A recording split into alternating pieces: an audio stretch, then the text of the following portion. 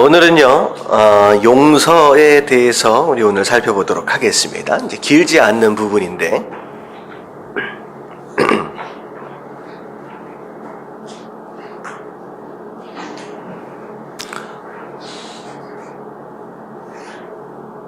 그리고 참고로 광고 내용이 지금 윤미 성도님하고 이제 박 전도사님하고 지금 글로리 캠프 올라가 계시니까 여러분들이 계속 기도해 주시고요.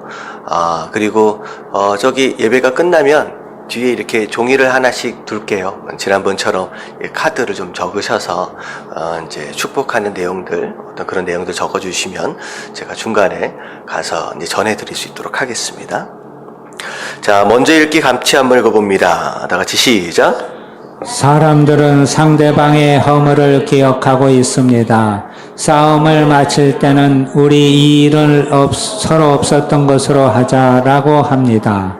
하지만 다시 싸움을 하게 되면 처음부터 끝까지 모든 것이 다 나옵니다. 그러나 하나님께서는 우리의 죄를 기억하지 않으십니다. 그분은 우리의 모든 죄를 깊은 바다에 던지시고는 그 앞에 단단히 팻말을 박아 두셨습니다. 낚시 금지. 네, 우리는 누군가의 잘못에 대해서 이제 잊기가 쉽지가 않지요. 뭐 잊어버리자. 라고 결단을 했음에도 불구하고 상황에 따라서 그게 이제 새록새록 떠오르기도 하고요. 다시 또 기분이 상하게 되면 이제 그것을 또 들춰내서 또 다른 싸움이 일어나기도 합니다. 자, 그런 가운데 하나님께서는 우리를 어떻게 용서하셨느냐라고 하는 것에 대한 내용인데요. 우리는 계속 이제 끄집어낼 수밖에 없는, 이제 완전히 기억하지 않겠다, 잊겠다라고 하는 것에 대한 전능함이 우리에게는 없습니다. 그러니까 모든 걸 알 수 있는 능력도 없을 뿐만 아니라 모든 걸 잊을 수 있는 능력조차도 우리에게 없기 때문에 그것 자체가 이제 문제가 되는 것이죠. 근데 하나님께서는 잊기로 작정하시고 더 이상 꺼내지 않기를 작정을 하셨으면 또 그렇게 하실 수 있는 능력이 계신 분이죠. 이제 그래서 하나님 안에서만은 온전한 용서가 있을 수 있다라고 하는 것이죠. 자, 그래서 생각하기 밑에를 보면 용서는 쉽지 않습니다. 상대방이 자기에게 큰 고통을 주었을 때, 반복해서 고통을 주고 있을 때, 특히 상대방이 그것에 대해 반성하지도 않을 때 용서한다는 것은 너무나도 어렵습니다. 이런 이야기를 좀 읽다 보면 나를 어렵게 만들고 힘들게 만들고 고통스럽게 만들었던 누군가가 더 떠오를 수가 있어요. 가까운 사람일 수도 있고 뭐 어린 시절 과거의 어떤 누군가일 수도 있고요.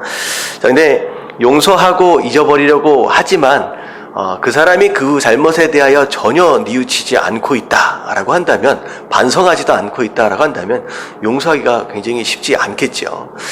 제가 신문을 이제 인터넷 신문을 보다 보니까 어떤 흑인인데요.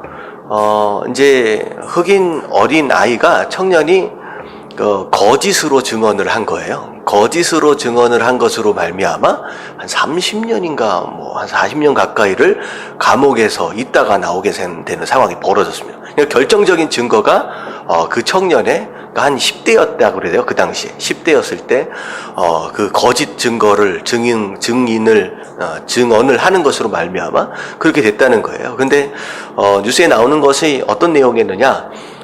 나오고 나서 가장 먼저 그 청년에게 찾아가서 내가 너를 용서한다라고 했다라고 하는 것입니다. 예, 들어보면 야, 과연 그럴 수 있을까? 과연 내 삶 가운데 어떨 것 같아요? 누군가가 거짓말로 증언하는 것으로 말미암아 억울하게 내가 감옥에 gat혀서 40년이면 제가 들어가도 몇 살에 나오는 거예요? 예, 80에 나오는 거예요. 80에. 그러니까 인생 끝났잖아요. 평생을 감옥에 있었던 거냐 다름없는 상황입니다. 그랬을 때 맨 처음에 얼마나 이가 갈리고 정말 복수하고 싶은 마음들이 있었을 거고, 근데 결국은 지나고 난 다음에 용서했다라고 하는 것으로 이제 뉴스에 나오더라고요. 이제 과연 그게 사람의 힘으로 가능할 것이냐. 이제 그분이 크리스찬인지 아닌지는 잘 모르겠습니다. 이제 그런 것에 대한 것이 사실은 용서가 쉽지 않다라고 하는 일반적인 생각들을 우리가 가질 수밖에 없어요. 더군다나 반성하지도 않고. 그런데 하지만 우리는 상대방을 위해서뿐만 아니라 자기를 위해서도 용서해야 한다. 그러니까 성경은 뭘 얘기하느냐? 용서해라 라고 말씀하시면서 그 사람을 위해서 용서하라 라고 하기보다는 누굴 위해 용서하라? 너 자신을 위해서 용서하라 라고 말씀하시는 개념 자체가 성경 안에 나와 있는 개념입니다. 어떻게 보면 다른 여타 종교들 안에서 갖기 쉽지 않은 그런 개념이죠. 널 위해서 용서하라 라고 하는 거예요. 그래서 오늘은 어떻게 하면 용서할 수 있을까 이제 방법들에 대해서 이제 설명을 하고 있는데 좀 보면요. 1번을 보면 하나님 앞에서 화를 풀어라 라는 거예요. 화를 풀어라.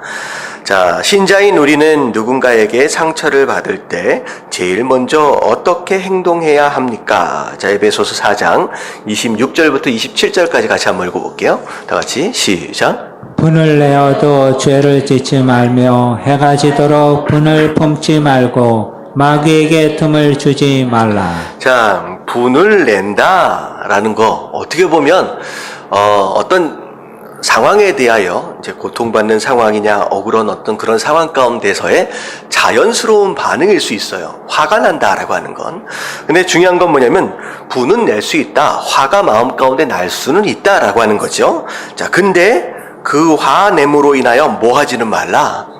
죄를 짓지는 말라라고 말씀하시는 거예요. 그래서 화내는 것으로 말미암아 화를 낼 수 있지만 그것이 죄가 되도록 하지 말라라고 말씀하시면서 과연 죄가 될 수 있는 것, 화를 내는 것 자체가 죄가 될 수 있는 상황은 어떤 상황이냐? 그 뒤에 나와 있어요.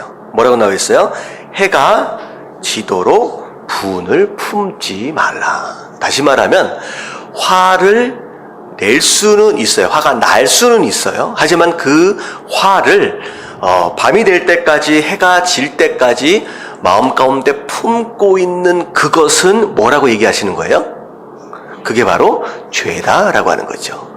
화가 날 수는 있지만 그걸 마음 가운데 품어서 결국은 어떤 일이 벌어져요? 마귀에게 틈을 주지 말라. 이 틈이라고 하는 것을 우리가 유혹이라고 하는 챕터에서 우리가 본 적이 있잖아요. 틈을 준다. 뭐 할 때 틈을 줘요? 우리가 뭘 지을 때? 죄를 지을 때 마귀에게 유혹하거나 빌미를 잡을 수 있는 그런 틈을 준다라고 하는 것이죠. 그래서 결국은 마음 가운데 분을 품고 있는 것 그거 자체가 죄가 되고요. 그리고 그 죄가 우리 안에 있을 때 그거 자체가 마귀에게 틈을 주는 그런 행동일 수 있다라고 하는 것이죠. 그래서 어찌되었든 마음 가운데 분을 품어서는 안 된다. 어떻게 하라는 거예요? 화가 딱 나면 해가 지기 전에 빨리 가서 풀어라 라고 하는 것이죠. 근데 중요한 건 뭐냐면 어디 가서 풀겠느냐라는 거죠. 어디 가서 이 분을. 중요한 거는 그 사람한테 가서 대뜸 풀어버린다. 이 뭐 하면서 욕하면서 풀어버린다. 그건 또 어떻게 보면 죄가 될 수도 있잖아요. 이제 말로 죄를 지을 수 있는 거니까. 근데 여기 성경에서는 이제 어떻게 분을 풀라고 말씀하시느냐? 밑에서 제목이 나와 있죠. 하나님 앞에서 분을 풀라는 거죠. 그게 죄를 짓지 않고 분을 표출하거나 풀 수 있는 유일한 방법입니다. 누구 앞에서는 풀지 말라는 거예요? 사람들 앞에서는 풀지 말라는 거예요. 여러분들 마음 가운데 혹시나 섭섭함이 있고 억울함이 있고 원통함이 있다라고 했을 때 그것을 사람 앞에서 푸는 순간 그건 죄라 되는 거죠. 오히려 누군가의 죄로 인하여 피해자가 되었는데 피해자에서 뭐가 돼버리는 거예요? 다시 가해자처럼 죄를 짓는 죄인의 자리에 그냥 서게 된다는 거죠. 그것만큼 더 억울한 일이 어디 있겠느냐는 거죠. 그래서 풀 때 절대 다른 사람에게 풀지 말고 하나님께 풀어라 라고 하는 것입니다. 그래서 이 말씀을 보면 화를 내는 것 자체는 잘못이 아니다 라고 얘기를 하는 거예요. 마치 육체가 다쳤을 때 아픔을 느끼고 속히 치료를 받게 되는 것처럼 정서적으로 충격을 받았을 때도 정당하게 화를 내므로 문제를 풀어갈 수 있습니다. 하지만 그것이 죄로 발전되는 것은 막아야 합니다. 자, 그래서 두 가지로 지금 말씀드린 거예요. 분이 날 수 있어요. 화가 날 수 있는 건 죄가 아니지만 그것이 죄가 될 수 있는 통로가 두 가지가 있는 거예요. 첫 번째는 분을 어떻게 할 때? 마음 가운데 품을 때 그게 죄가 되고요. 그리고 어떻게 할 때 그 죄를 다른 사람들에게 표출하거나 그렇게 이제 화를 내버렸을 때 그때 이제 죄가 될 수 있다라고 하는 것입니다. 자, 그래서 자, 밑에 보니까 분을 안전하게 표현할 수 있는 가장 좋은 방법은 누구에게? 하나님께 말씀드리는 것이다 라는 거죠. 근데 결국은 뭐 하라는 거예요? 분이 막 나고 도저히 참을 수 없고 억울함이 막 몰려올 때 결국 뭐 하라는 거예요? 네, 기도하라는 것입니다. 하나님께 말씀을 드린다라고 하는 것은 기도지요. 결국은 기도해야 이 분노가 죄로 변질되어지지 않는다라고 하는 것이죠. 대표적인 예는 누구로부터 좀 찾을 수 있느냐? 누구로부터 찾을 수 있어요?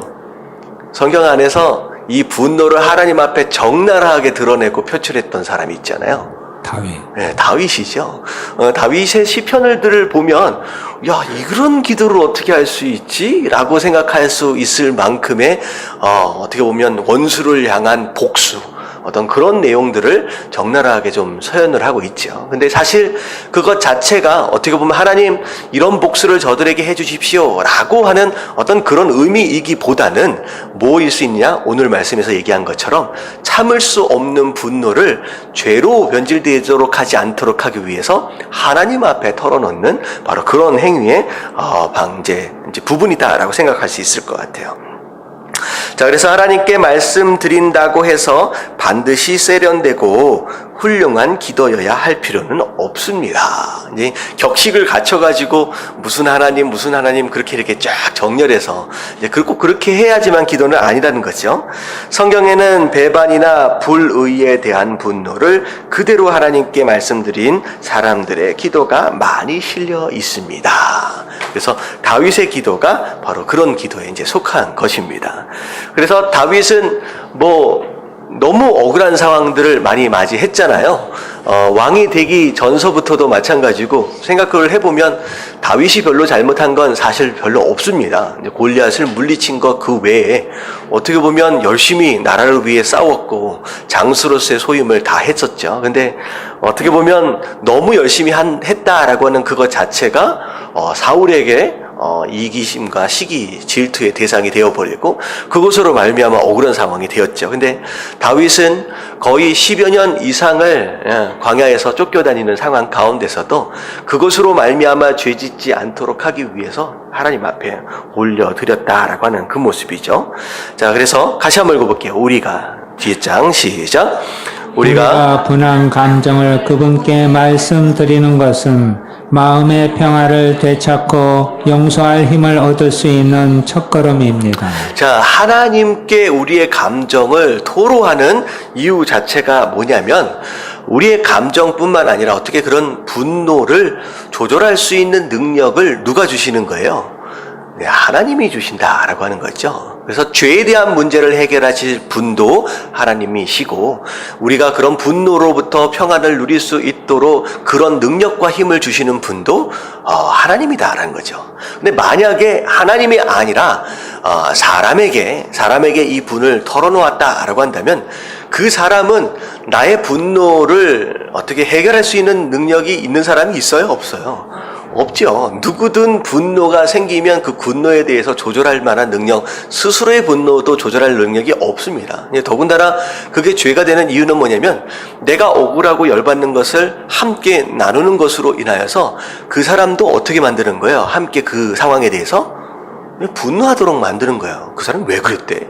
어떻게 그렇게 할 수가 있지? 라고 이제 그게 나 안에서의 분노가 번져나가게 되는 거죠. 그래서 그 사람도 동일하게 분노를 갖게 만들고 그것으로 말미암아 같이 동일하게 죄를 짓도록 만들 수 있기 때문에 절대 사람 앞에서는 분노를 표출해서는 안 된다라고 하는 거죠. 어떻게 보면 이 분노가 이제 원망이나 이런 것으로도 더 설명되어질 수 있어요. 자, 그런데 이제 첫 번째가 무엇이냐? 하나님께 올려드려라. 그래야 해결되어질 수 있다라고 말씀하십니다. 자, 그리고 나서 어떤 생각을 가져야 되느냐? 2번 같이 한번 읽어볼게요. 시작. 자신도 같은 처지임을 기억하기. 자, 자신도 같은 처지임을 기억하라 라고 하는 거예요. 무슨 의미예요? 누군가에 의해서 내가 상처를 받고 기분이 나쁘고 억울해질 수 있잖아요. 자, 그렇다라고 한다면 나도 누군가에게 상처를 줄 수 있고 또 기분 나쁘게 할 수 있고 억울하게 할 수도 있다라고 하는 거죠. 근데 많은 사람들은 나는 그렇지 않을 것이다 라고 생각을 하는 경향이 많이 있습니다. 이게 문제가 되는 것이죠. 이런 상황들은 어떻게 보면 자기 중심적인 사고방식에서 나타날 수밖에 없는데, 이제 우리가 운전을 하다 보면 이런 일들이 많이 이제 벌어져요. 우리가 운전을 할 때 누군가가 갑자기 내 앞을 탁 끼어들으면 어떤 생각을 해요? 어떤 마음이 들어요? 왜 갑자기 끼어드냐? 라는 그런 마음이 들잖아요. 그러면서 속으로 내심 남자들 같은 경우는 분노가 이제 올라오기도 합니다. 그러니까 사실 운전 때문에 서로 싸움질이 일어나고 이제 문제가 생기는 경우가 상당히 많거든요. 근데 그렇게 이제 하는데 여러분들이 누군가 앞에 끼어들어야 할 상황이 벌어졌다고 해봐요. 그럼 내가 적당히 상황을 봐서 싹 끼어들었어요. 근데 뒤에서 빵빵했다고 생각해 보세요. 그럼 뭐라 그럴 것 같아요? 똑같은 상황이지만 여러분들 스스로 뭐라 그러면 야, 좀 끼어들었다고 저렇게 화를 내냐? 하면서 왜 빵빵거려? 하면서 내가 끼어드는 것에 반응하고 있는 그 사람의 행동을 오히려 평가하거나 나쁘게도 생각할 수 있다는 거죠. 근데 똑같은 상황이에요. 똑같은 상황인데 그렇게 자기중심적으로 생각을 하다 보면 나는 그렇지 않은 것처럼 생각할 수 있다라고 하는 것입니다. 그래서 저는 이제 그런 일들을 이제 심지어 그런 것까지도 봤어요. 부모들은 어쨌든 자기 자식을 사랑할 수밖에 없잖아요. 그렇기 때문에 심지어는 어떤 일이 있었냐면 어떤 여학생 하나를 갖다가 그 남학생들이 단체로 이제 윤관을 한 거예요. 그냥 그게 이제 뉴스에 나오고 난리가 났죠.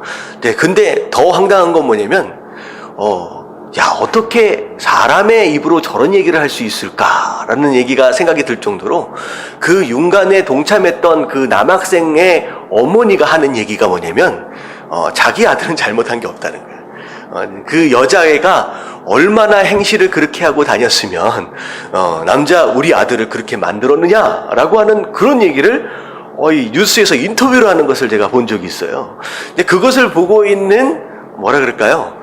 이제 시청자들이나 우리 입장에서 본다면 제정신이 아닐 거라고 생각이 될 수밖에 없거든요. 근데 부모된 입장에서 부모 중심, 내 자식 중심으로 생각하다 보면 정말로 말도 안 되는 그런 평가들과 그런 판단들을 내릴 수 있는 것이 우리의 처지라는 거죠. 그래서 우리 또한 충분히 모르는 사이에 누군가에게 상처를 줄 수도 있다라고 하는 거죠. 자, 그래서 밑에를 보면 우리 가운데 그 어느 누구도 비판받거나 정죄당하거나 용서받을 일이 없는 완전한 사람은 없습니다. 우리 이게 인정되어져야 해요. 야, 어떻게 나한테 그럴 수 있어? 라고 얘기할 수 있지만 사실은 나도 어느 순간에 누군가에게 그런 실수와 그런 일들을 또 했을 수도 있다라고 하는 것이죠. 누군가 아무리 다른 사람의 칭찬과 인정을 받는다 해도 여전히 수시로 다른 사람과 하나님의 용서가 필요한 사람이다라는 거죠. 우리가 바로 그런 사람입니다.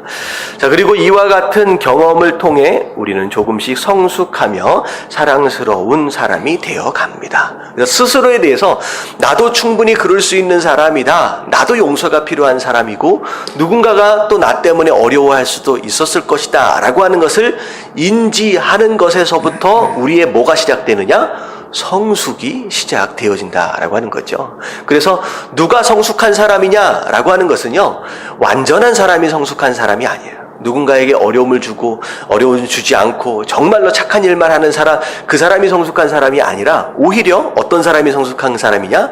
나도 충분히 실수할 수 있고 나도 충분히 누군가를 어렵게 할 수 있는 사람이다 라고 하는 것을 인지하는 가운데 스스로를 돌아볼 수 있는 바로 그런 사람이 바로 성숙한 사람이라는 거죠.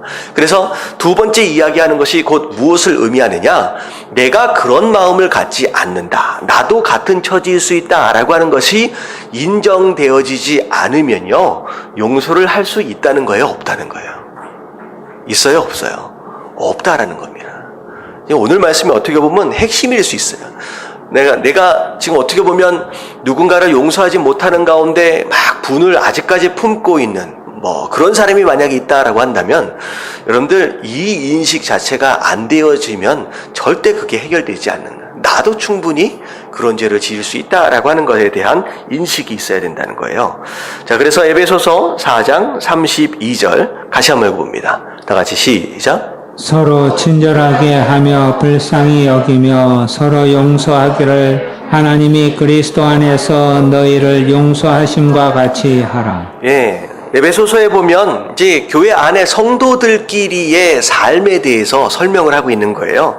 자, 어떻게 하라고요? 서로 뭐 하라? 처음에 친절하게 하라. 말하는 것이나 이런 것이나 함부로 하지 말라는 거예요. 그래서 간혹 가다가 교회 안에 가까운 사이면 가까운 사이일수록 이 말 실수로 인하여 기분이 상하는 경우들이 많이 있습니다. 그래서 좀 친해졌다 하여서 그냥 마음에 있는 얘기를 툭툭 던져버리면 그런 모습들로 인하여서 상처가 될 수 있다는 거죠. 그래서 아무리 가까운 사이다라고 할지라도 친절한 어떤 그런 행동들과 말이 필요합니다. 자, 그리고 두 번째 어떻게 하라? 불쌍히 여겨라 라는 거죠. 그래서 이 불쌍히 여긴다라고 하는 것은 그 사람을 무시하거나 아래로 내려다본다라고 하는 게 아니에요. 누군가가 실수하고 자빠지고 어떻게 보면 죄를 짓고 있는 상황 가운데 마치 하나님께서 우리를 향하신 그 자비로운 마음처럼 너그러운 그런 마음들을 좀 가질 필요가 있다라고 하는 거죠. 그래서 많은 사람들이 더블 스탠다드라고 얘기해요. 뭐라 그러죠? 이중 스탠다드를 더블 스탠다드 해서 이중잣대. 한국말이 잘 안. 그러니까 이중잣대를 가지고 있어요. 자기가 저지른 죄에 대해서는 굉장히 너그럽고요. 다른 사람이 잘못한 거에 대해서는 굉장히 이제 깝깝하게, 뭐라 그럴까요? 그렇게 대하는 경우가 있다는 것입니다. 그래서 지금 뭐라고 얘기했냐? 서로 불쌍히 여겨달라. 좀 실수하고 어려우면 오히려 거기에 대해서 너그럽게 여겨주는 그런 마음들. 그리고 심지어는 서로 용서하기를 무엇처럼? 하나님이 그리스도 안에서 너희를 용서하심과 같이 하라. 그러니까 이 말씀은요, 무엇을 전제로 하고 있느냐라고 하는 게 굉장히 중요해요. 지금 이게 에베소 교회에게 보내는 편지잖아요. 다시 말하면 성도들에게 보내는 편지예요. 구원을 받은 사람이고 은혜를 받은 사람이고 소위 말하는 성령 충만한 사람들 가운데 일어날 수 있는 일이에요. 근데 이런 얘기를 하고 있는 전제가 무엇이냐? 충분히 우리가 말로 불친절하는 것으로 인하여 상처를 줄 수 있는 것이 우리고 비록 성도다라고 할지라도, 그리고 그 가운데 용서하라라고 하는 것은 서로가 서로에게 죄를 충분히 지을 수 있는 죄성들을 누구나 다 가지고 있다라고 하는 것이 전제예요. 그렇기 때문에 우리 스스로에 대해서도 나도 충분히 죄를 지을 수 있다라고 하는 그런 관점에서 우리가 돌아볼 필요가 있다라고 하는 것입니다.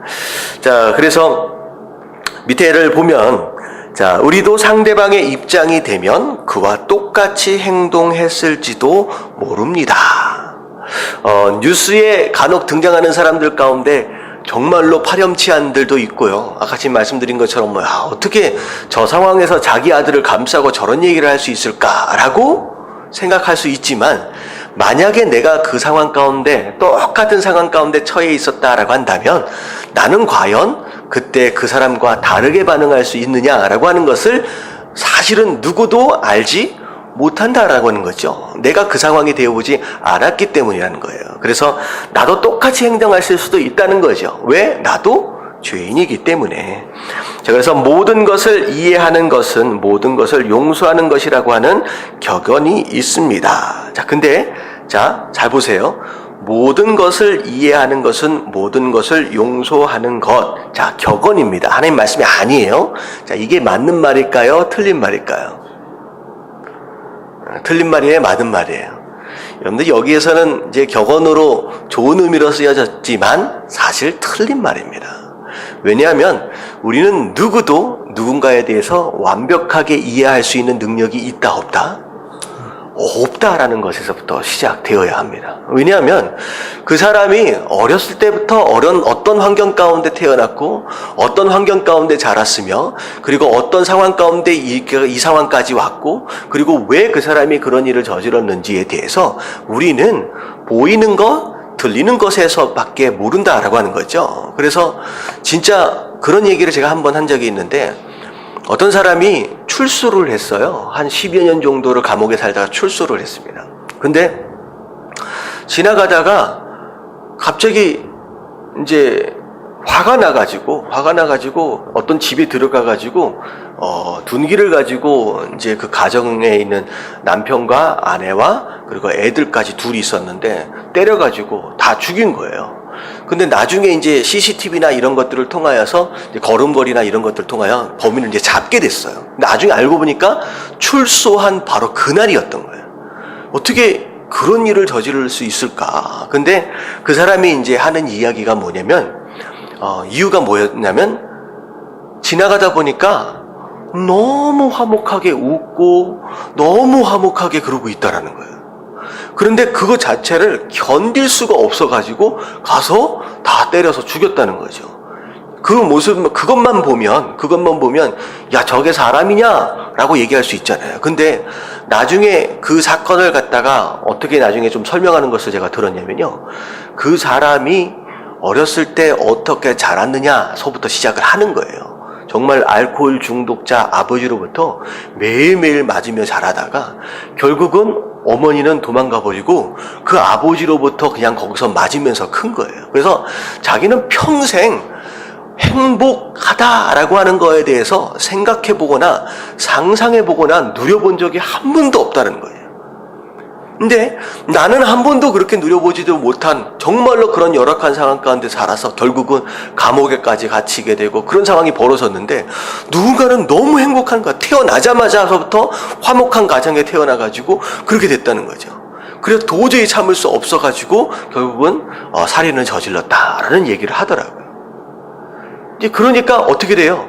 조금 전까지만 해도 야 완전 파렴치한이다, 완전 말이 안 된다라고 하지만 그 뒤의 스토리를 우리가 경험해 보지는 않았지만 들어보니까 완전히 이해할 수는 없죠. 하지만 야 과연 사람의 정서가 저렇게 만들어져서 저렇게도 될 수 있겠구나라고 조금이나마 이해되어질 수 있는 부분들이 생긴다라고 하는 거죠. 그래서 우리가 살다 보면 완전 말도 안 되는 사람들을 만날 때가 있어요. 와, 어떻게 저렇게 말하고 저렇게 행동할까? 하지만 중요한 건 뭐냐면 우리가 그들에 대하여 이해할 수 있어요, 없어요? 없어요. 그들의 스토리를 다 알 수가 없다는 거예요. 지금 그가 어떤 감정에 있는지에 대해서도 우리가 알 수 없다는 거죠. 근데 그것으로 인하여 눈에 보이는 그 행동과 그 말로 인하여 판단하고 그것으로 정죄해버리고 하는 어떤 그런 모습들은 사실은 우리의 교만일 수 있다라고 하는 거죠. 그래서 여기가 지금 격언이라고 해서 얘기하는 것은 모든 것을 이해해야만 용서할 수 있는 게 아닙니다. 우리는 모든 것을 이해할 수 없는 제한적인 존재이기 때문에 만약에 모든 걸 이해해야만 용서할 수 있다라고 한다면 용서는 가능해요, 불가능해요? 불가능하다라는 거죠. 불가능하다. 이게 결론입니다. 그래서 저 옆에를 보면 상대방의 입장에 서서 이해하려고 노력할 때 많은 문제들은 사라지게 될 것입니다 라고 얘기했지만 결국은 이것마저도 제한적이에요. 물론 누군가가 힘들게 만들면 일단은 시도는 어떻게 해봐야 돼요. 마음은 그 사람의 입장에서 한번 생각해 볼 필요가 있는 것입니다. 제가 한 번은 이런 경험을 했어요. LA 있을 때 주일날 이제 저희 와이프하고 저랑 이제 교회를 이제 가려고 이제 출발을 하는데 이것저것 좀 이제 바쁘고 해가지고 제가 먼저 이제 출발을 했어요. 출발을 해가지고 이제 교회에 와가지고 사역들 막 하는데 사실 사역자들은요 교회를 가면 가정에서 어떤 일이 일어났든 상관이 없이 항상 뭐 하고 있어야 돼요? 항상 웃어야 합니다. 그래서 가정에서 어떤 일이 있다라고 할지라도 그것을 이제 표현하거나 얼굴이 이렇게 딱 굳어 있거나 그러면요 성도들이 딱 보면 알아요. 뭐라고 생각하느냐? 친절하지 않고 뭐라 그래요? 나한테 왜 저렇게 할까? 쌀쌀맞게 대하고 이제 오해할 소지들이 너무 많기 때문에 그냥 교회 가가지고 출근하는 그 순간서부터 교회에서 나오는 순간까지 항상 얼굴을 웃고 다녀야 됩니다. 의도적으로 마음이 힘들어도 웃고 다녀야 돼. 그래서 나중에 이제 집에 올 때 보면 하루 종일 웃고 다녀가지고 어떤 일이 벌어지냐면 이 눈하고 이 입 주위의 근육이요 이제 부들부들 떨릴 때가 있어요. 이제 하도 웃고 다녀가지고 이제 그렇게 하고 이제 그런 일이 있었는데 저녁 때 이제 올 때 정도 됐는데 나름대로 저도 막 힘들었잖아요. 이 사람 저 사람 막 그러면서 힘들었는데 갑자기 제 와이프가 저한테 대고 막 신경질을 내고 화를 막 내는 거예요. 그러고서 집에로 확 가버린 거예요. 그러고 나서 가만히 생각해 보니까 제가 마음 가운데 뭐가 막 올라와요. 분노가 올라오는 거죠. 야, 나도 고생했어. 나도 힘들었어. 나도 오늘 뭐 만만치 않았다는 거지요. 그래서 막 분노가 막 올라오는 거예요. 그래가지고 운전을 한번 쭉 가면서 무슨 생각을 했냐면 내가 들어가면 문을 확 열고 들어가가지고 화를 버럭 내면서 너만 힘들었냐? 라고 얘기를 해주면 저 사람이 마음이 뜨끔하겠지? 뭐 그런 생각을 이제 차를 타고 가면서 막 하게 되는 거죠. 여러분 그런 생각 해보신 적 있어요? 나만 그렇게 생각하는 저만 이상한 사람 만들지는 그런 생각을 막 하게 되는 거예요. 운전을 하고 가다가 막 분노가 막 올라오니까. 근데 맨 처음에 들을 때는 요만한 분노가 마음에 품는 순간 어떻게 돼요? 점점 눈덩이처럼 막 불어나더니만 그야말로 운전도 그 막 꼬부랑꼬부랑한 기르기를 거의 100km로 막 달려서 내가 두고 봐라 내가 가서 뭐라고 하느냐 막 이렇게 가는데 갑자기 드는 마음 가운데 하나님께서 그런 마음을 주시는 거예요. 이 마음이에요. 네가 네 아내 입장에 한번 대봐라. 네가 네 아내 입장에 한번 대봐라 라고 그런 마음을 주시는 거예요. 그래서 오랜 시간도 걸리지 않았습니다. 제가 운전을 또 하고 가다가 아침에 교회를 나가는 그 순간 제가 이제 일어나서 나가는 순간서부터 제가 와이프의 입장이 돼서 그날 하루를 한 1분에서 한 2분 정도를 생각하면서 시뮬레이션으로 제가 그 하루를 한번 살아봤어요. 아침에 그 아기를 챙기고 뭐하고서부터 시작해가지고 그걸 맡기고 뭐하고 가서 뭐 이제 봉사하고 예배드리고 하여튼 이런 모든 것들을 머릿속으로 한번 쫙 생각해 보니까 와이프가 어떤 마음이었겠구나라고 하는 것이 그때 조금 느껴지기 시작하는 거예요. 충분히 짜증이 날 수도 있었겠구나. 되게 몸이 되게 힘들 수 있었겠구나라고 하는 그 마음이 조금 이해가 가는 거예요. 그래서 제가 어떻게 했을까요? 딱 도착하자마자 문을 확 열고 화를 냈을까요? 마음 가운데 언제 화가 났었던가 싶을 정도로 그 화가 싹 사라지고 무슨 생각이 드냐면 와이프가 되게 모한 마음이 들어요. 불쌍하다는 마음이 딱 드는 거예요. 불쌍하다는. 남편을 참 잘 만나서 이런 고생을 할 수밖에 없거든요. 근데 목사의 사모잖아요. 교회 안에서 사모가 또 경험하는 스트레스가 또 만만치 않습니다. 목사만큼 웃어야 하는 것과 더불어서 언행 자체에 굉장히 이제 신경을 쓸 수밖에 없거든요. 그래가지고 불쌍한 마음이 딱 들기 시작하는 거예요. 그래서 문을 열고 딱 들어가서 제가 뭐라 그랬었냐, 화를 버럭 내려고 했던 제가 가서 내가 미안하다라는 얘기를 한 거예요. 자, 그랬더니만 이 와이프도 집에서 뭐 하려고 이제 기다리고 있었을까요? 버럭 신경질을 내고 화를 내고 집에 갔으니까 아마 내가 와서 버럭 화가 나고 함께 화가 같이 터질 것이다 라고 하는 것들을 지금 대비하고 있는 상태였어요, 안에서. 근데 제가 딱 들어가자마자 미안해, 잘못했어, 힘들었지 라고 이야기를 딱 하는 순간 어떤 상황이 벌어졌을까요? 그냥 와이프 마음 가운데 있었던 그 막 엉켜있고 매여있던 이 모든 것들이 그냥 눈눈뜻이 확 이제 흘러내리면서 어떻게 해요? 그냥 울음이 나오는 거예요. 그러니까 와이프가 우는 눈물을 딱 보니까 저는 어땠을까요? 같이 우는 거예요. 같이 한번 끌어안고 그냥 울고 어떻게 했느냐? 야, 우리 맛있는 거 먹으러 가자. 그래가지고 데리고 나가서 맛있는 걸 맛있게 먹고 싸우지 않고 오해하지 않고 정리가 되었으면. 자, 이게 그 얘기에 대한 내용이에요. 한번 살아보자라는 거죠. 내 와이프가 어떤 느낌일까? 이런 남편들이 해야 할 내용들입니다. 아내들이 남편에 대해서 생각해 볼 내용들이에요. 내가 이렇게 말하고 이렇게 행동한다라고 했을 때 내 아내는 과연 무엇을 느낄까? 마음이 아플까? 힘들까? 라고 하는 것을 한 번쯤 생각해 보자는 거죠. 그리고 아내 입장에서 남편에 대해 내가 이렇게 행동했을 때 남편이 무엇을 느낄까? 라고 하는 것을 그 사람 입장에서 한 번쯤 생각할 수 있다라고 한다면 많은 분노의 경우들을 어떻게 할 수 있다는 거예요? 해결할 수 있다라고 하는 것입니다. 그래서 완벽한 이해가 될 수는 없지만 이런 자세 자체가 10중에 9 정도의 분노를 다스려갈 수 있다라고 하는 거죠. 바로 이게 자기도 그런 처지에 있다라고 하는 걸 생각하는 가운데 그 사람의 입장을 생각해보는 바로 그런 모습입니다. 자, 그래서 저 옆에 보면 자, 밑에 누가복음 6장 37절 같이 한번 읽어볼게요. 다 같이 시작. 비판하지 말라. 그리하면 너희가 비판을 받지 않을 것이요. 정죄하지 말라. 그리하면 너희가 정죄를 받지 않을 것이요.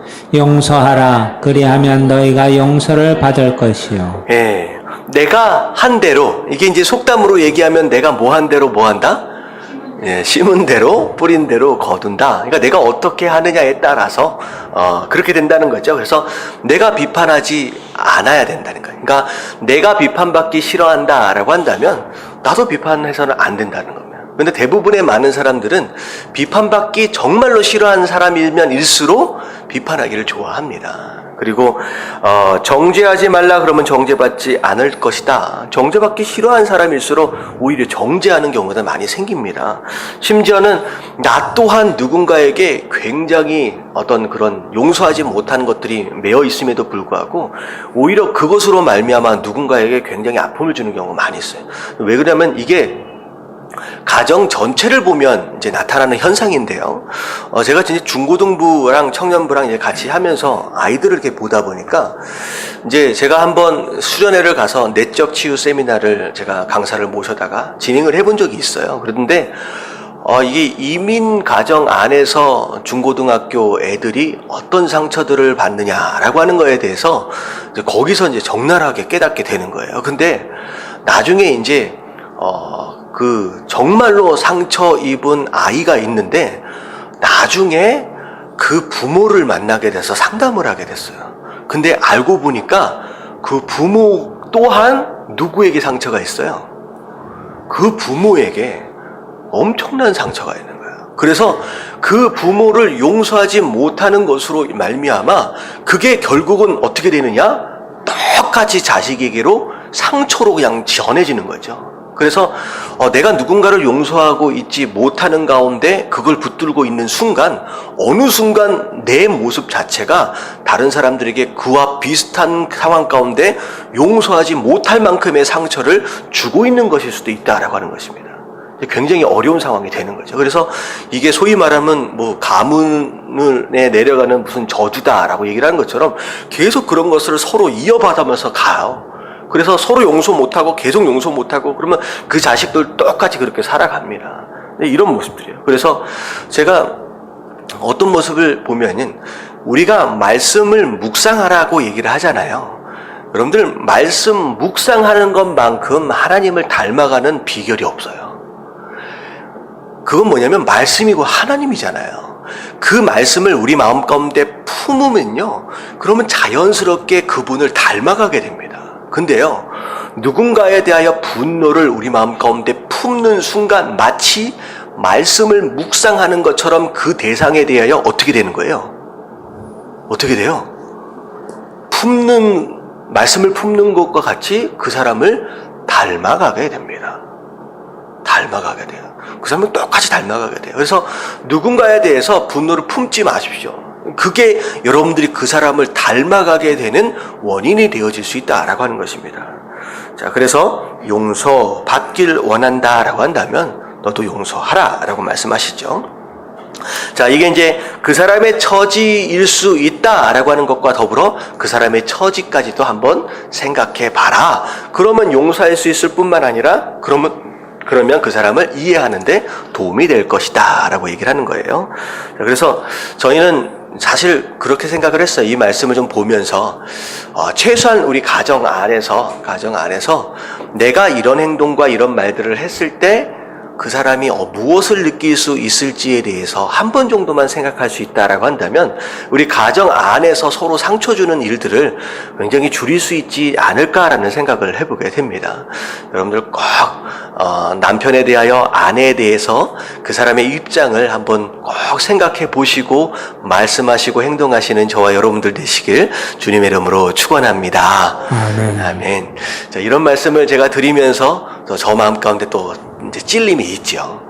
제가 이제 어머니한테 하는 행동, 과연 우리 어머니한테 마음을 아프게 해드리는 일은 혹시 없었는지 또 고민할 수밖에 없습니다. 그러니까 우리는 다 그래요.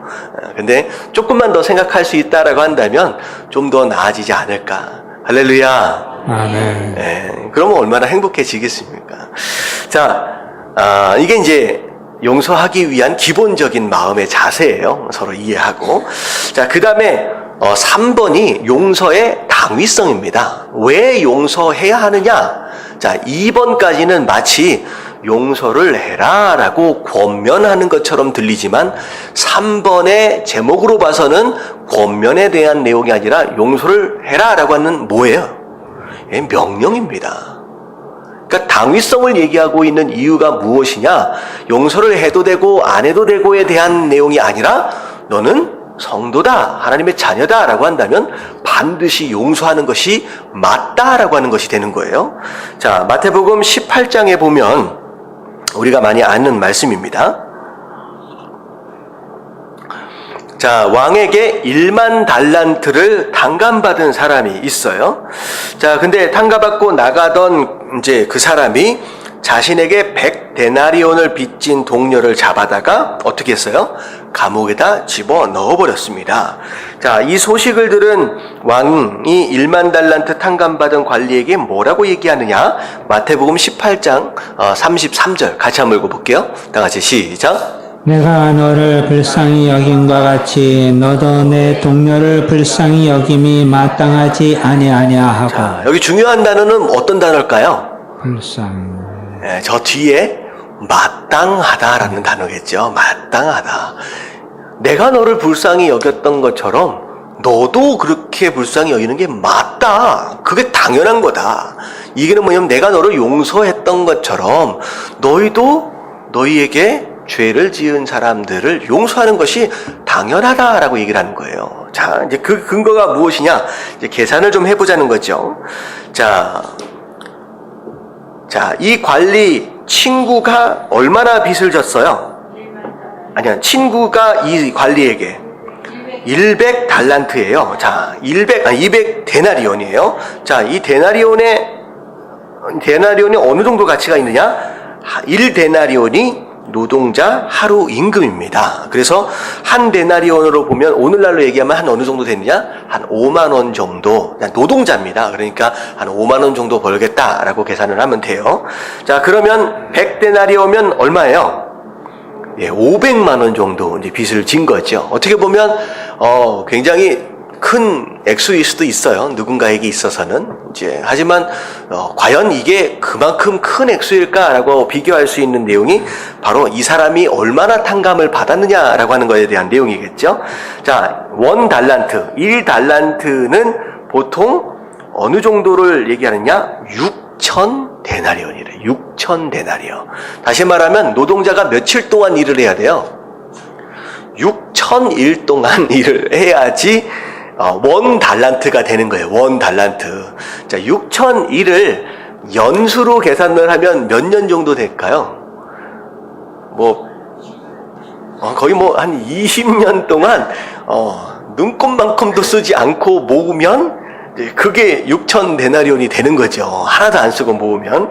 근데 이걸 이제 계산을 해봤더니만 오늘날의 돈으로 약 3억 정도 됩니다. 그러니까 노동자가 하나도 안 쓰고 열심히 모으면 한 20년 정도 모으면 한 3억 정도는 모을 수 있다는 개념이 되죠. 근데 얼마 정도 됐냐? 1만 달란트가 돼요. 1만 달란트. 그래서 자, 얼마간 되는 거예요? 3억에다가 만을 곱해보세요. 3조. 3조가 되는 겁니다. 3조. 자, 이 3조, 여러분들 3조를 빚졌다라고 하는 것은요, 도대체 이 사람이 뭔 일을 했길래 3조가 될 수 있을까요? 거의 한 나라의 예산 정도를 빚을 진 거예요. 그러니까 나라를 팔아먹지 않는 이상 이런 빚을 질 수는 없다는 거죠. 이제 결국은 이 사람이 노동자일 경우에 얼마만큼을 일을 해야 한 푼도 안 쓰고 모아야 이걸 탕감받을 수 있느냐? 평생 100년, 200년, 300년 가지고는 택도 없다는 거죠. 결국은 이 1만 달란트 빚졌다라고 하는 이 개념 자체는 어떤 개념이냐? 그 스스로 갚을 수 없는 금액입니다. 없는 금액. 절대 죽었다 깨나도 갚을 수 없는 금액을 빚을 진 사람이에요. 근데 그 빚진 것을 탕감을 받았어요. 탕감을 받았어요. 너무 기뻤겠죠. 근데 지금 얼마를 빚진 사람한테 지금 화를 낸 거냐? 500만 원 빚진 사람한테 화를 낸 거라는 거죠. 그냥 주인이 임금이 얘기를 하는 거예요. 야, 내가 너를 얼마나 탕감을 해줬느냐? 근데 너는 얼마나 빚진 사람에게 지금 화를 내고 감옥에 가뒀느냐라고 하는 그 내용이 되는 겁니다. 자, 이 얘기는 곧 무엇이냐? 우리는 이미 뭘 받은 사람이냐? 절대로 갚을 수 없는 죄의 값을 누구로 말미암아? 예수 그리스도의 십자가로 말미암아 탕감을 받은 자들이라는 거예요. 그 1만 달란트. 이미 용서를 받았어요. 절대 갚을 수 없는 그 가치를 탕감을 받았다는 거죠. 하지만 불과 500만 원 정도 될 수 있는 그 가치의 상처를 준 자들을 향하여서 뭐 하고 있다는 거예요? 이를 갈면서 절대 용서할 수 없다라고 그렇게 문을 품고 있는 경우가 있다라고 하는 것입니다. 그래서 하나님 뭐라고 말씀하시냐? 네가 뭘 용서를 받는지를 생각해봐라. 그러면 너에게 잘못한 그 사람을 용서하는 것이 뭐하다? 마땅하다, 당연하다라고 말씀하시는 거예요. 그래서 하나님께서는 그렇게 말씀하세요. 그 임금이 얘기를 하는 거예요. 맞는 얘기다. 네가 용서하는 게 맞는 거다라고 이야기를 하시는 거죠. 자, 그래서 밑에 질문을 보면 당신은 100데나리온의 빚에 대하여 용서하는 것이 당연하다라고 하는 왕의 말에 대하여 공감하십니까? 네, 공감하세요? 아멘. 네, 여기 대답을 안 하시면 좀 어려워집니다. 공감을 하실 수 있어야 된다는 거죠. 내가 얼마나 빚을 졌었는데. 자, 그렇다면 당신은 자신이 하나님께 1만 달란트의 용서를 받았음을 인정하십니까? 아멘. 네, 아멘. 어떻게 질문이 좀 바뀌어야 되는데, 순서가. 맞지요. 우리가 1만 달란트 빚진 것을 탕감을 받았다라고 하는 것이 중요합니다.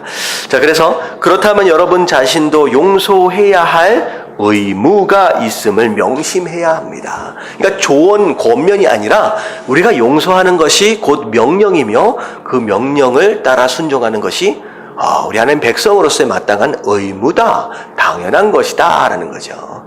여러분들 혹시 마음 가운데 맺혀있는 누군가가 있다라고 한다면 빨리 용서하시게 되길 주님의 이름으로 축원합니다.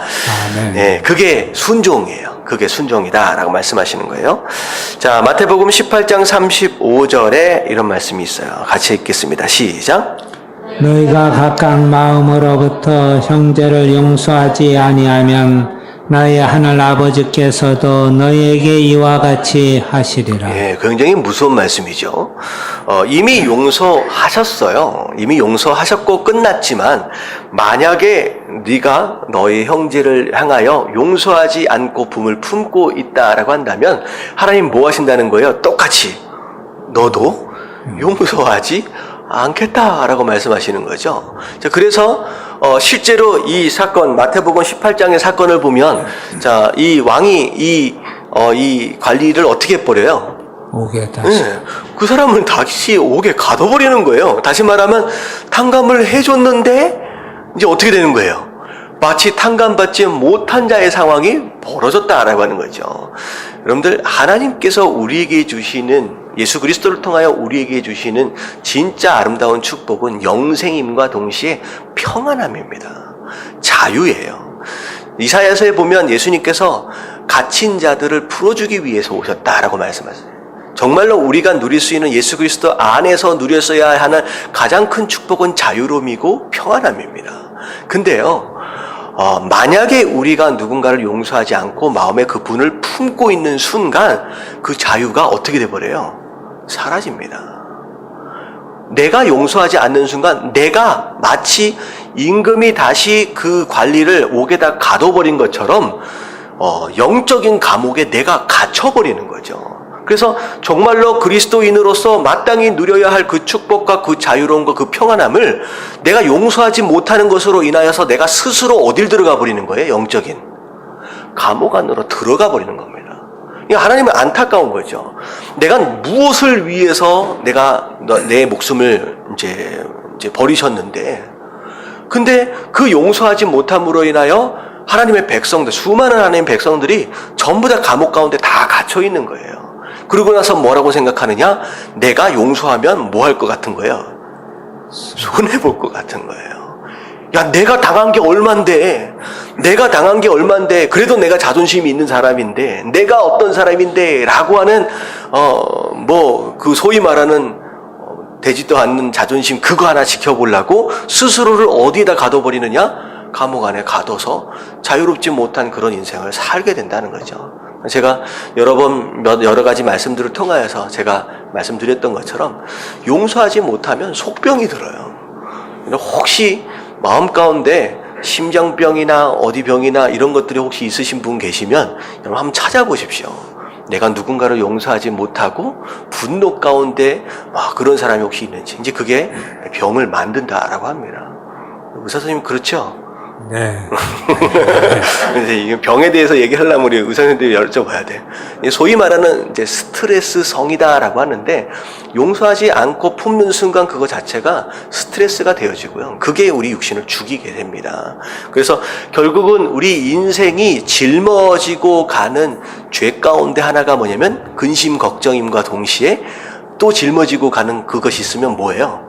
분노예요. 용서하지 못하는 그것이 우리 삶 가운데 큰 짐이 되어질 수 있죠. 그래서 그거는 빨리 풀어버려야, 빨리 던져버려야 좋습니다. 자, 그래서 이 마태복음 18장 35절에 나오는 이 내용이요, 어디에도 나와 있느냐? 주기도문 안에서도 나와 있습니다. 자, 주기도문에 뭐라고 기도하게 돼요? 우리가 우리에게 죄 지은 자를 사하여 준 것 같이. 그러니까 우리에게 죄 지은 자를 용서해 준 것 같이 어떻게 해달라고요? 우리의 죄를 사하여 주시옵시고. 다시 말하면 우리가 용서를 해야 한다는 거죠. 그래야 진정한 하나님의 용서를 우리가 누릴 수 있습니다. 자, 이것을 잘못 해석하면 우리가 용서해야 하나님도 용서해 주신다, 이런 전제적인 개념이 아니에요. 조건절이 아닙니다. 이미 우리는 용서를 받았어요. 근데 그 용서를 누리는 사람은 뭐 할 수 있는 사람? 용서를 하는 사람이 그 용서를 누린다라고 하는 거예요. 우리에게는 정죄함이 없어요. 우리가 비록 용서하지 못하는 누군가가 있다라고 할지라도 그것 자체가 죄가 되어서 나중에 그것 때문에 심판받을 일은 없습니다. 이건 확실한 거예요. 우리는 어떤 죄도 다 용서를 받았어요. 근데 중요한 건 뭐냐면 용서를 이 땅을 살면서 누리는 자가 있고요, 용서를 못 누리는 자가 있다는 거죠. 그래야 용서를 해야 그 용서를 누린다는 거죠. 자, 그래서 밑에 같이 한번 읽어볼게요. 사실 시작. 사실 다른 사람을 용서하는 것은 하나님의 사랑을 얻기 위한 조건이라기보다는 하나님의 사랑을 진심으로 깨닫는가를 보여주는 시험이라고 할 수 있습니다. 예. 첫 번째 문장은 굉장히 중요한 문장이죠. 우리가 용서를 해야 그분의 용서를 얻을 수 있다라고 하는 조건이 아니라는 거예요. 근데 중요한 건 뭐냐면 제가 말씀드렸던 첫 번째가 무엇이냐? 그렇게 해야 용서를 누릴 수 있다라고 하는 게 첫 번째고요. 두 번째가 뭐예요? 하나님께서 그런 상황을 허락하시는 이유가 무엇이냐? 과연 우리가 거기에 용서함으로 반응하느냐라고 하는 것에 대한 뭐일 수 있다? 시험, 테스트일 수 있다라고 하는 거죠. 과연 내가 너를 용서한 것처럼 너도 용서할 수 있는 정도의 믿음이냐? 믿음을 시험하기 위해서 허락하시는 겁니다. 혹시 오늘 큐티 하신 분들 무슨 내용이 있었는지 혹시 기억나세요? 오병이요. 예, 오병이요. 아, 이거 머릿속에 안 떠오르시는 분들은 큐티를 안 하신 분인데, 오병이어 사건이 있었어요. 근데 예수님이 빌립 보고 물어봐요. 어떻게 떡을 구할 수 있겠느냐. 근데 그 앞에 뭐라고 나와 있어요? 어떻게 하실 줄 아시고 라는 표현이 있습니다. 근데 사실 그게 빌립을 테스트하신 거예요. 자, 그 상황에서 빌립이 어떻게 반응할 것이냐, 그 다음에 안드레가 어떻게 반응할 것이냐, 이런 시험을 통해. 그런데 사실 그 시험 자체가 그 사람을 넘어뜨리려고 하는 것이 아니라, 그 시험이 아니죠. 템테이션이 아닙니다. 테스트예요. 이제 그것들을 통하여 내가 아직 성숙하지 못하구나 라고 하는 걸 깨닫도록 하시고, 어떻게 보면 그 시험을 통과하는 것으로 인하여 좀 더 성숙해져 갈 수 있도록 하는 것이다라는 거죠. 그래서 신앙의 진짜 성숙은요, 내가 몸소 뭘 할 수 있을 때, 나를 어렵게 만드는 사람들을 향하여 용서할 수 있을 때, 그때 진짜 성숙함이 있어질 수 있다라고 하는 것입니다. 그래서 용서에 대해서 우리가 쭉 살펴봤는데 어쩌면 굉장히 중요한 것일 수 있을 것 같아요. 수많은 사람들이 이 용서하지 못한다라고 하는 이 짐을 지고서 평생 감옥에 갇힌 삶을 살고 있거든요. 여러분들 용서하심으로 말미암아 여러분들 진짜 자유와 기쁨과 평안함을 누리실 수 있는 저와 여러분들 되시길 주님의 이름으로 축원합니다. 자, 그리고 중요한 거 한 가지만 더 말씀을 드리면, 용서는 완료형이 아니라 진행형입니다. 하나님은 완료형을 사용하세요. 내가 기억하지 않겠다. 그러니까 용서를 했다, 컴플릿한 거예요. 완성을 한 거거든요. 용서 자체를. 근데 하나님은 어떤 능력이 있느냐? 기억하지 않겠다라고 한다면 기억하지 않을 수 있는 능력이 있으신 분이잖아요. 근데 우리는 기억하지 않겠다라고 해도 기억하지 않을 수 있는 능력이 있어요, 없어요? 없지요. 섭섭하게 하면 또 올라올 수밖에 없는 거죠. 근데 우리는 전능하지를 않습니다. 그렇기 때문에 이 용서는 어떻게 보면 완료되어지기보다는 평생 뭐 하는 것이다? 진행되어집니다. 진행되어져 갑니다. 누군가에 대해서 아픈 마음들이 있을 때 자꾸 올라오는 그런 것들을 하나님께 또 말씀드리고 그렇게 되어지면서 성숙해 되어 가고요. 그냥 그렇게 되어져 가는 이제 단계가 이제 사실 용서에 대한 내용이죠. 그래서 용서했는데 자꾸 떠올라요. 오히려 그 모습은 뭐 한 것이에요? 당연한 것이에요. 우리는 제한적인 존재입니다. 그래서 여러분들 누군가에 대해서 용서를 하실 때 끊임없이 용서를 해 가시면서 스스로 믿음에 대하여 성숙의 단계를 걸어가셔야 된다라고 하는 거, 이런 깨달아지시길 주님의 이름으로 축원합니다. 아멘.